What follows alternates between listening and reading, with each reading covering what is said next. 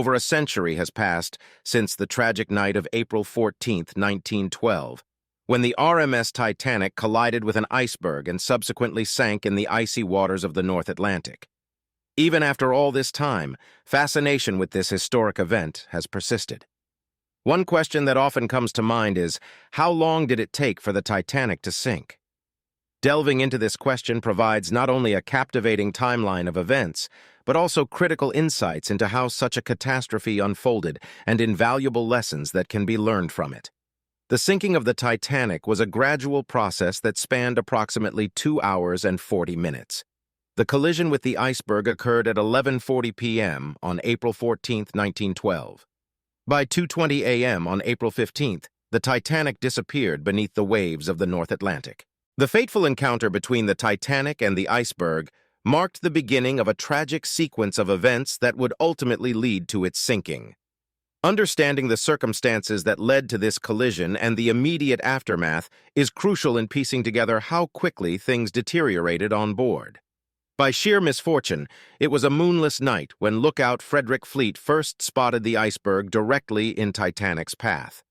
At 11:39 p.m., he rang the warning bell and telephoned the bridge to report, "Iceberg, right ahead." Given such limited visibility, he had done his best under extremely challenging conditions. Reacting immediately to Fleet's report, First Officer William Murdoch ordered, "Hard a starboard," to turn Titanic away from impending danger. Simultaneously, he instructed closing watertight doors in an effort to contain potential flooding.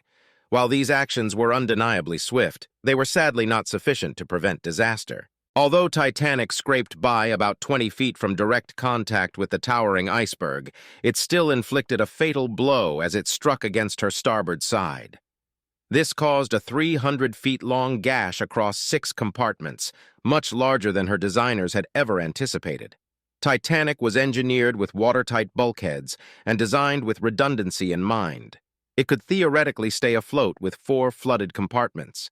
However, this initial damage negated any chance for survival as she began taking on water far faster than anyone could have predicted. The Titanic was designed with 16 watertight compartments in an effort to provide maximum safety. However, upon impact with the iceberg, multiple compartments were punctured almost simultaneously.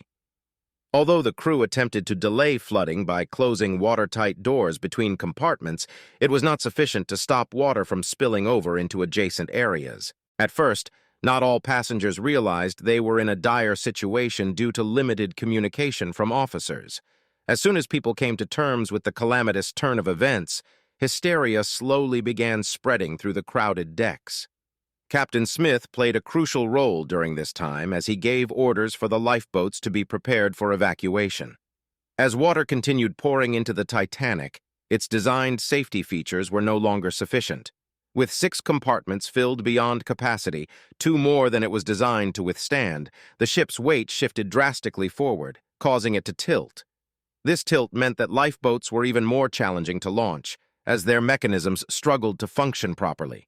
Panic-ridden passengers clambered onto any available deck space, creating scenes of chaos and desperation. Many opted for makeshift life-saving devices such as wooden furniture or broken-off pieces of the ship in hopes of floating until rescue arrived.